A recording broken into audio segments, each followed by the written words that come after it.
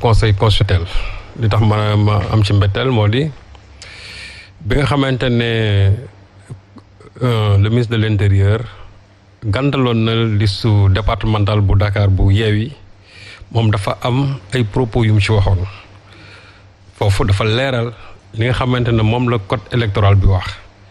mooy l'article 173 bi ñu supprimer te léegi mu nekk 177 donc mu sukkandiku fi ci loolu pour wax ne la décision de comment dirais du ministre de l'intérieur est mal fondée donc acte illégal mu jox droit waa Yewwi ñoom ñu war a mën a dem procéder à des rectifications léegi ñu bàyyi loolu ñu ñëw maintenant ci problème mu doublon bi nga xam ne moo am au sein de la liste de Yewwi et sur ce on déclare la liste incomplète mais suñu waxee ne liste bi dafa incomplète donc ça signifie que la liste est irrecevable foofu nag ma ne donc conseil constitutionnel moom li nga xamante ne ñoom moom la ñu am habitude di wax te moom mu fondé sur une jurisprudence boo xamee ni mën nañu wax jurisprudence 2001 jurisprudence 1998 dañ ko teggi dañ ko jël bàyyi ko teg ko feneen parce que ñoom li ñu doon wax ci problème liste bu incomplète nee nañ liste bu complète ça s'apprécie au moment du dépôt mais mënuñu nit déposer mu mat ba pare ñu jóge fa ñu ne après am na doublon ci biir ñu jël benn doublon c'est-à-dire ñu rocc war ñu war a rocc doublon boobu wala ñu war a invalider candidature boobu et sur ce ñu ne maintenant la liste devient incomplète loolu mënul nekk c'est pas possible affaire Alelo en 2001 le conseil constitutionnel a été très clair bi nga xamante ne dañ ko bind ci 2 listes te ba ñu waxee ne sur liste parti socialiste bi comme que moom dafay dem ci liste PDS nañ invalider la liste du parti socialiste parce que liste bi complet moom foofu dane l'appréciation de la liste est au moment du dépôt donc loolu c'est une jurisprudence mais waa Benno dàq nañu cette jurisprudence non mënuñu waa Benno mënuñu ko dàq xam nga jurisprudence dafa clair xam nga Benno ñoom mënuñu dàq loolu parce que su fekkente ne ñoom moo wax loolu c'est ça c'est du français dane la complétude de la liste s'apprécie au moment du dépôt c'est-à-dire bañ ngay déposer foofu lañ ne liste bi mat na wala matul mais mënuñu ne après ba pare dafa am ay candidatures yu ñu ci invalider pour dire que maintenant la liste est incomplète donc irrecevable 1998 il y a eu les listes du MRDS liste Benno Jubal bu FSDBJ ak liste PIT 21 candidatures ont été invalidées yenn yi parce que tout simplement respecté wuloon la limite comment dire l'âge qui était requis pour se présenter à l'élection de la députation. Sur ce, on a invalidé 17 candidatures de MRDS. Pourtant, MRDS, on n'a pas déclaré irrecevable leur liste. Leur liste a été considérée comme une liste complète. Parce que loolu c'est a posteriori. Donc, tey ñoom mënuñu dellusiwaat ci loolu ñu ne par exemple la liste des suppléants. Comment dire, la liste des suppléants, c'est une liste incomplète. Du moins, la liste proportionnelle est une liste incomplète. Donc, dañ koy invalider. Waaw man ma jàpp ne ngiraan wax nga ko léegi. Les listes là sont indétachables. C'est-à-dire quand on parle de liste. Oui, c'est indivisible. C'est-à-dire le problème qui se pose mooy dès l'instant qu'on parle de suppléant ça suppose que dafa am ñoom ñu war a remplacer. mais ñu war a remplacer suñu fa nekkul suppléant loolu mën tuddatul suppléant il faut aussi qu'on revienne sur les termes en français on a dit suppléant c'est-à-dire que demain ñooñu kenn mënatu leen tuddee ay suppléant parce que il ne remplace personne quand on parle de suppléant c'est parce que déjà dafa am ay nit ñoo xam ne dañ leen war a remplacer des deux choses l'une ou soit on emporte les 2 listes wala ñu bàyyi benn liste bi c'est-à-dire loolu moo doon logique ñoom dañu war a dem jusqu'au bout de leur logique bu ñu amoon fit dañ naan liste bi suppléant yi ak liste proportionnelle c'est-à-dire titulaires yi yëpp ay dem. maanaam liste nationale bu Benno non c'est la liste complète c'est-à-dire liste Yewwi c'est-à-dire loolu la ñu waroon wax. mais mënuñu c'est-à-dire xam nga jugement de Salomon moo baaxul. te conseil constitutionnel en réalité c'est ce qu'ils ont fait te loolu xam nga lan moo ko waral parce que la liste de Benno est frappée doublement d'abord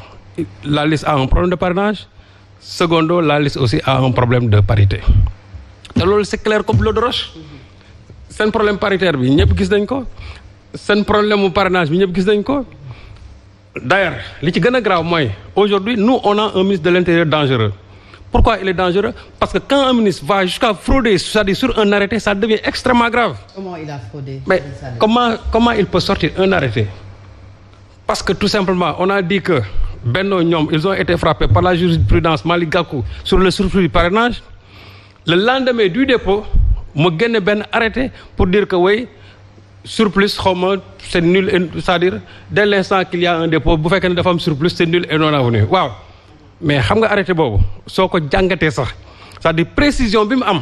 moo di ñoom dañoo gis situation bi pare ñu rédiger arrêté bi par rapport à ça pour wax ne surplus bi c'est nul et non avenu c'est comme si on a taillé ça sur mesure par rapport tout simplement au parrainage bi nga xam ne ñoom moom la ñu déposé. te xam lan moo ci gën a grave mooy ne comment se fait-il que un arrêté ñu ne arrêté bi c'était le 26 avril léegi arrêté bi ils l'ont sorti le 5 journal officiel alors que ñuy c'est le 4 arrêté boobu mënul baax parce que déjà si on se réfère au décret de comment dire 2021 qui dit que les actes yi nga xamante ne tant que publié wuñ ko au journal officiel c'est-à-dire amul benn effet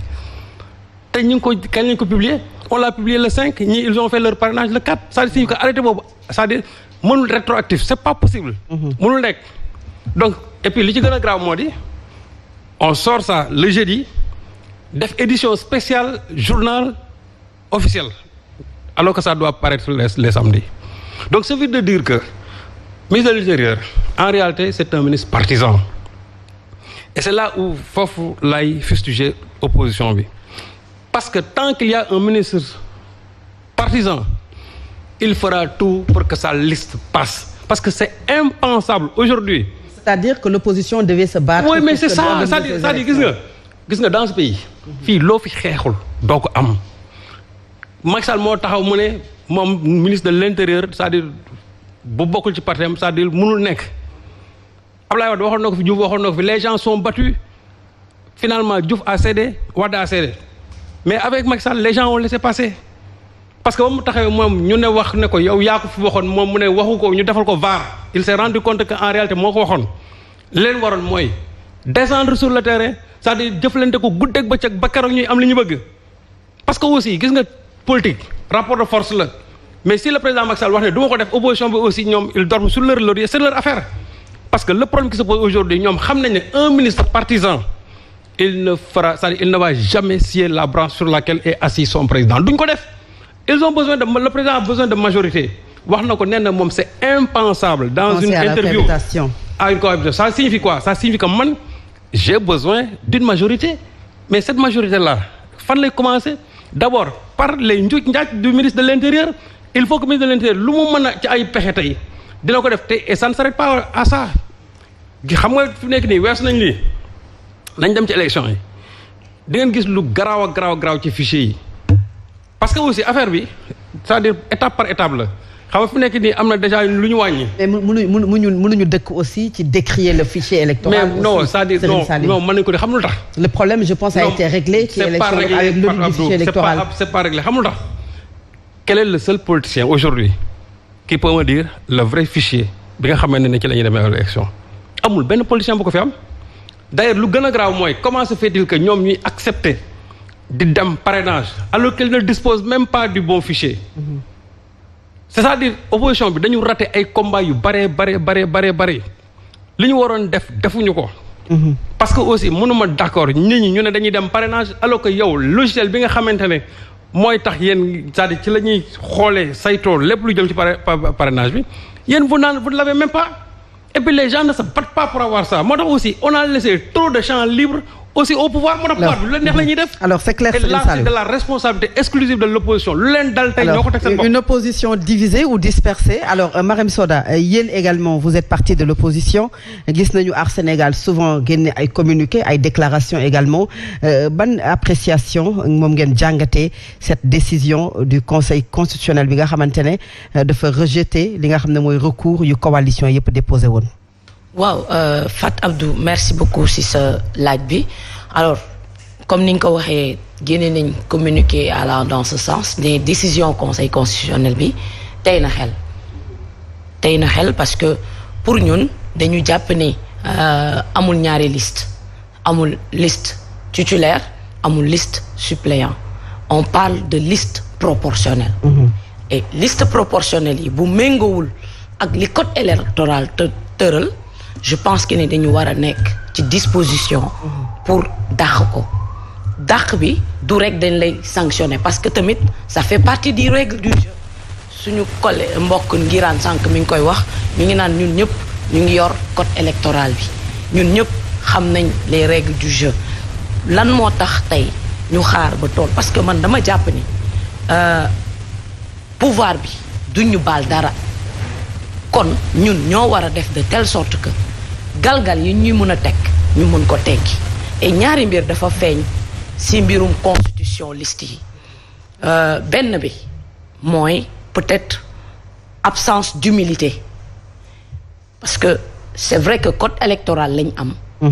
te jàpp naa ne tey ñi jàll mbaal yooyu noonu yëpp filtre yooyu yëpp xëy na dañu tënku ci code électoral te tamit réew li ko yor mooy justice li ko yor mooy justiciable yi nangu bu yoon ne dema leen fii ñu d'accord ci parce que ñun li ñu seetlu mooy te ci secteur yëpp la tey bu yoon defee li méngoog sa bëgg-bëgg nga tàccu su yoon tranché ci beneen wàll nga ne non dañ ma xeex mais est-ce que tey coalition yi jëloon nañ les dispositions idoines pour mën a déposer dans les temps gis naa ci ay recours walla ay communiqué yu am ñun ñu ne nit ñi respecté wuñu délai de dépôt yi. Sénat wax na loolu. Sénat wax na ko. ñun contredire nañ ko parce que on a respecté les délais qui nous incombaient te nag réew gis nañ lan mooy yàq réew mooy kumba am ndey kumba amul ndey tey gis nañ fi ay coalition yoo nga xamante ne chèque de banque lu ci mel ni pêcheurs yi chèque de banque lañ leen terewee ñu bokk ci élection yi waaye mais ñooñu lan moo tax parce que dañu woyof mbubu walla parce que dañu amul ñu leen teewal walla dañu mënul def rapport de force pour man politique du rapport de force politique élégance la yaa ngi wax ne ñun nous sommes de l'opposition je suis d'accord nous sommes de l'opposition mais nous ne sommes pas contre la République les règles républicaines les valeurs républicaines ñëpp ñoo am pour sàmmonte ak loolu pour def ko léegi nag buñ leen déggee seen coalition peut-être dafa am organisation une différence des autres coalitions yi nga xamante ne dafa mel ne légèreté moom moo am ci constitution liste yi ba ñu yegg si foofu à vous entendre. Bon l'appréciation l'interprétation les commentaires mën naa la ko bàyyil mais li nekk jaxran mooy tey coalition Aar Sénégal ba mu waree déposer dans les temps déposer na ko la veille des dépôts je prends à témoin tous les leaders de Aar Sénégal ñun ñëpp ñoo fanaandandoo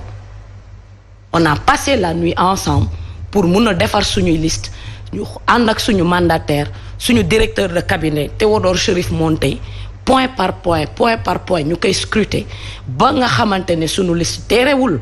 ba ñu demee jox nañ ñu ay motifs yoo nga xamante ne lii kat baaxul dem leen ngeen defar ko donc on est parti changer maintenant on est en démocratie ñi tënku ci yoon bi je pense qu'on doit les féliciter ñi nga xam ne tënkuwuñu ci yoon bi je pense qu'on doit les sanctionner mais nag donc Benno c'est tout à fait normal selon Aar Sénégal ak Yewwi ça coule de source parce que boo méngoowul parce que on parle de liste encore une fois on parle de liste proportionnelle la liste proportionnelle est composée de titulaires ak de suppléants loolu kenn mënu ko weddi c'est des faits tey lan moo xew man jàpp naa ne liste Benno dañ ko waroon invalider maintenant mooy liñ doon wax attention liste Yewwi parce que day mel ni dañ leen di sexal dara après wañ seen loxo on avait alerté et aujourd'hui les raisons que Yewwi dañ leen war a waruñu bokk